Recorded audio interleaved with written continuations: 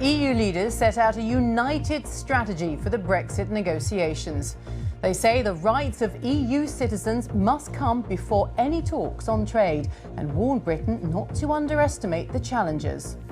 Il y aura forcément un prix et un coût. There is definitely a price, a cost for the UK. That's the choice it's made. It shouldn't be a punishment, but Europe will defend its interests. It comes as Theresa May tells Scottish voters every vote for the Conservatives will strengthen her hand in the Brexit talks. Jeremy Corbyn defends his leadership qualities, accusing the Prime Minister of a bunker mentality. A fleet of US warships arrives off South Korea as it carries out another missile test. And the heavyweights go head-to-head at Wembley in Britain's richest ever boxing bout tonight.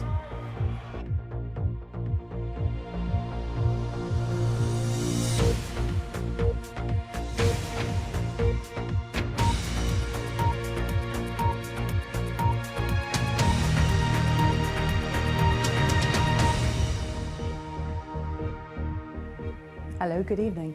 The President of the European Commission has warned that many people in Britain are underestimating the difficulties of Brexit.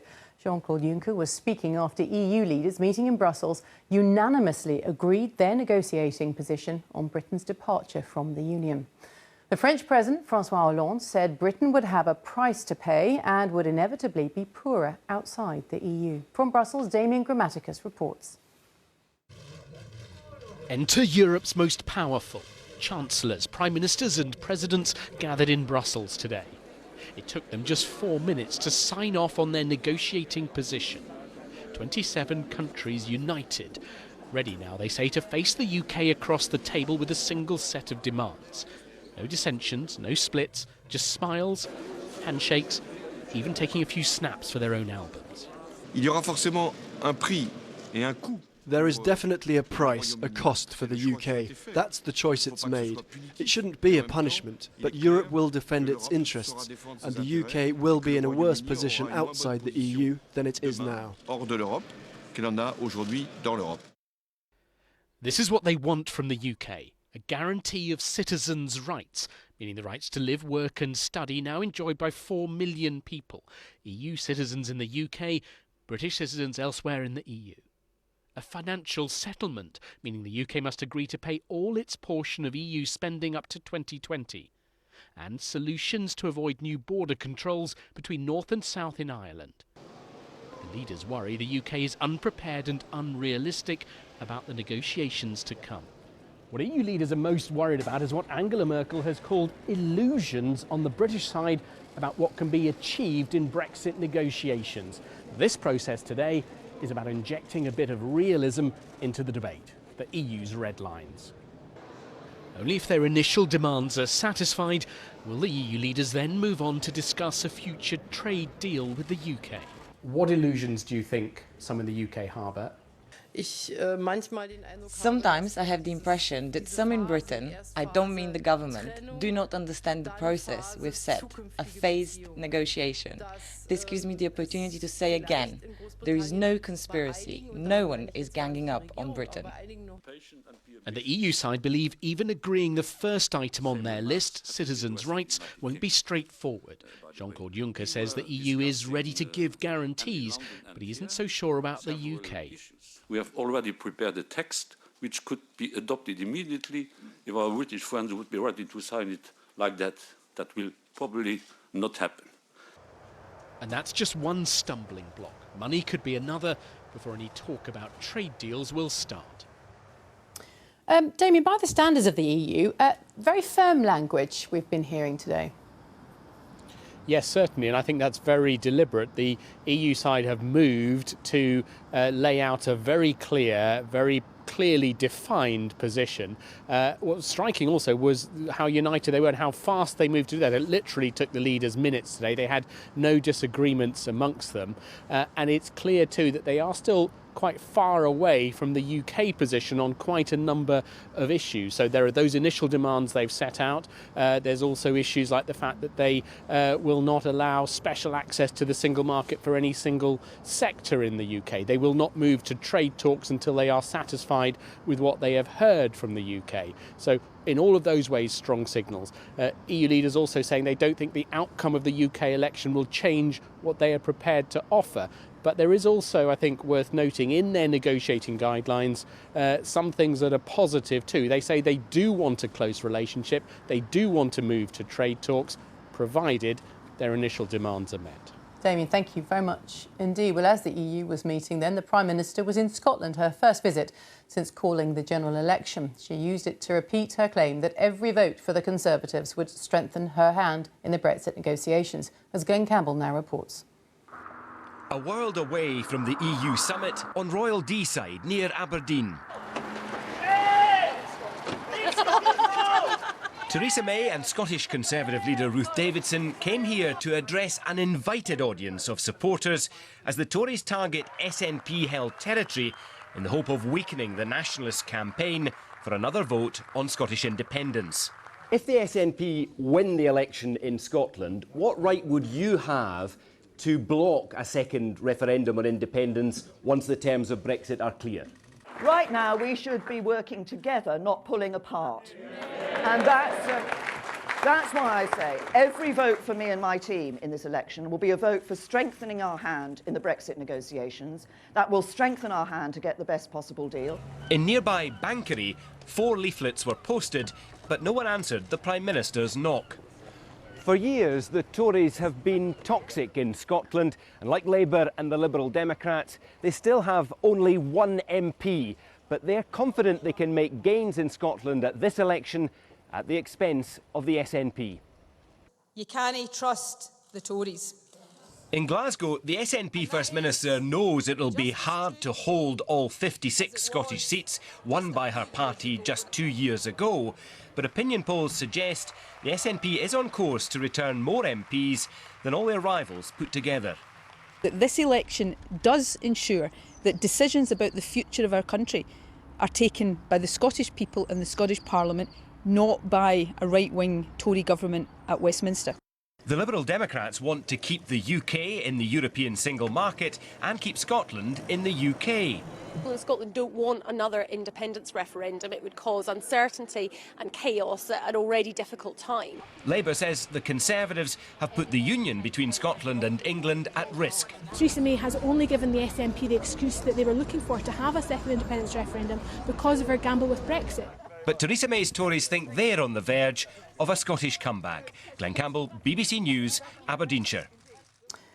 The Labour leader, Jeremy Corbyn, has defended his style of leadership. Speaking to supporters in East London, he accused Theresa May of using simple slogans to seek unchallenged power and slipping into what he called a presidential bunker mentality. Our political correspondent Ian Watson reports. You may have noticed the tone of this campaign has been, well, a little personal. The Labour leader usually doesn't directly respond, but today he decided the best form of defence was attack. And if party leaders put themselves ahead of serving the people, they stop listening and even put our country at risk. Barely 9 months into Theresa May's premiership, there are clear warning signs that she and her closest advisers are slipping into that presidential bunker mentality. The Conservatives are determined to say the choice at this election is all about leadership. Now, Labour's usual response to this relentless message is to try to change the subject, to talk about policy. But now, clearly, Jeremy Corbyn believes it's worth the risk of taking Theresa May on her own territory. Whereas insecure leaders want to feel stronger by asking you to give them more power, I recognise strong leadership as equipping you with more power. And here's a different type of leadership. UKIP's Paul Nuttall was in Hartlepool to announce he was standing for election in, well, somewhere else entirely, Boston and Skegness in Lincolnshire. I've been due to be up here in Hartlepool anyway, the date has been in the diary. I've come up here to campaign alongside our great branch, And look, you know, we will be targeting this seat at the general election. Now, usually political leaders say they want to be Prime Minister. Not the Liberal Democrat leader, though. Right around the country, I'm here to say I am determined to be the leader of Britain's opposition. The Liberal Democrats are absolutely clear that our country faces an absolute democratic challenge if it becomes a one-party state.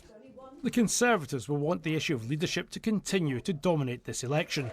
The other parties seem to have decided they now need to try to neutralise it rather than ignore it. Ian Watson, BBC News, Westminster. A man's appeared in court charged with the murder of the former Royal Navy officer Mike Samuel, who's thought to have been run over by his own car last weekend. Mr Samuel had tried to stop thieves from stealing his car from outside his home in Manchester. Ryan Gibbons, who's 29, is charged with murder, burglary and aggravated vehicle taking. It's emerged that one of the 6 people arrested in a counter-terrorism operation in North London on Thursday night had been suspected of attempting to travel to Syria to join so-called Islamic State. Mohammed Amoudi, who is 21, was deported back to the UK. Our Home Affairs correspondent June Kelly is here. What more can you tell us then? Well, Kate, as these suspects in this alleged terror plot prepare to spend their 3rd night in custody, it's now become clear that one of them, Mohammed Amoudi, had travelled to Turkey in 2015 with 2 17-year-olds. Now, the suggestion was that the 3 of them then planned to cross the border into Syria, and the suspicion was that they were hoping to join up with IS fighters. In fact, they were stopped in Turkey, deported back to the UK, questioned by the British authorities, and then were released without charge. Just an update this evening on the woman who was shot by police in this operation in Willesden, North London. She is said to be improving in hospital. And meanwhile, in the separate counter-terrorism investigation involving the man who was detained in Whitehall, it's now become clear that that man, Khalid Mohammed Omar Ali, he had spent a period in Afghanistan before he returned to the UK towards the end of last year. OK, June, thanks for the update. Thank you. Donald Trump's accused North Korea of disrespecting China after it test-fired a second ballistic missile. The test was launched hours after the American Secretary of State Rex Tillerson called for a tougher international approach at the United Nations Security Council. Daniela Ralph reports. As tensions build, it is a reminder of America's formidable military might. The USS Carl Vinson arrived in waters off the Korean peninsula just hours after the failed missile test. Shortly before arriving to make his case in New York, the US Secretary of State at the United Nations, his message was clear. UN sanctions aren't working. The pressure on North Korea must be stepped up. With each successive detonation and missile test, North Korea pushes Northeast Asia and the world closer to instability and broader conflict. The threat of a North Korean nuclear attack on Seoul or Tokyo is real, and it is likely only a matter of time before North Korea develops the capability to strike the U.S. mainland. So far, UN pressure has not stopped North Korea accelerating its weapons program. Overnight, President Trump also gave his view. He tweeted, "North Korea disrespected the wishes of China and its highly respected president when it launched, though unsuccessfully, a missile today. Bad." And in London this morning, during a visit to the UK, the Japanese Prime Minister denounced the missile test. It is a grave threat to our country. This is absolutely not acceptable. We strongly condemn such acts. This latest move by North Korea's young leader appears to have strengthened international resolve to increase the pressure on him and his country. Daniela Ralph, BBC News. Now, it's been a busy day in sport, something of a big night ahead. Here's Lizzie Greenwood-Hughes at the BBC Sports Centre. Hi, Lizzie. Hello, yes, just slightly big, Kate. Thank you very much. Good evening. In less than an hour's time, one of the biggest boxing matches in British history will take place in London as Watford's Anthony Joshua fights the Ukrainian great Vladimir Klitschko. 90,000 people will be watching at Wembley, not to mention the millions around the world. Our correspondent, Ollie Foster, is at the stadium for us. Ollie, there's been so much hype around this fight. Why is it so important? Lizzie, it's a super fight and we've got so many superlatives to choose from. The biggest crowd that we'll have seen at a boxing bout since the war. It's the biggest fight of Anthony Joshua's career. He's the biggest he's ever been, just shy of 18 stone. But this is the toughest opponent he will have faced in Vladimir Klitschko, the man who dominated this division for over a decade. But here's the nub of it. Klitschko is 41, 14 years older than Joshua. He's fought 50 more fights, and many people feel that, is he too old? But many people think that experience will be telling, because Joshua is still so raw and there's so much at stake as well. It's a unification fight. They're fighting for Joshua's IBF World Heavyweight crown and also the vacant WBA title as well. It's going to be a fascinating fight. Nobody really knows which way it's going to go. We're going to find out in the next hour and a half or so. You can listen on Radio 5 Live. OK, thank you very much, Ollie Foster at Wembley Stadium for us. Now, there were 5 games in the Premier League today. Match of the day is on BBC One later tonight, so if you want to wait for the results, you know what to do. After a decade in the top flight, Sunderland have been relegated to the Championship. They were beaten 1-0 by Bournemouth, leaving them an unassailable 13 points from safety at the bottom of the table. Manager David Moyes says a decision on his future will be made in a couple of weeks' time. Well, Sunderland's fate was sealed when fourth from bottom Hull held Southampton to a goalless draw. Elsewhere, Stoke, West Ham was also goalless. Leicester beat West Brom and Burnley won at Crystal Palace. Scottish champions Celtic humiliated their old firm rivals Rangers with their biggest victory at Ibrox in history. They won 5-1, Lee Griffiths scoring this spectacular second goal. Elsewhere, there were wins for St Johnstone, Kilmarnock and Dundee. Great Britain's Lizzie Deignan, formerly known as Lizzie Armistead, has won the Tour de Yorkshire in her home county. The Olympic silver medalist from London 2012 used her local knowledge to break away from the chasing pack, crossing the line in Harrogate to win with the huge overall margin of 55 seconds. Ferrari dominated qualifying for tomorrow's Russian Formula One Grand Prix. Championship leader Sebastian Vettel won pole in Sochi with his teammate Kimi Raikkonen taking the other place on the front row of the grid. Britain's Lewis Hamilton will start fourth behind Valtteri Bottas. And tomorrow's World Snooker final will be between Mark Selby and John Higgins. That's all the sport. Back to you, Kate. Lizzie, thank you. You can see more on all of today's stories on the BBC News channel. That's all from me and the team here. A very good night to you. Bye-bye.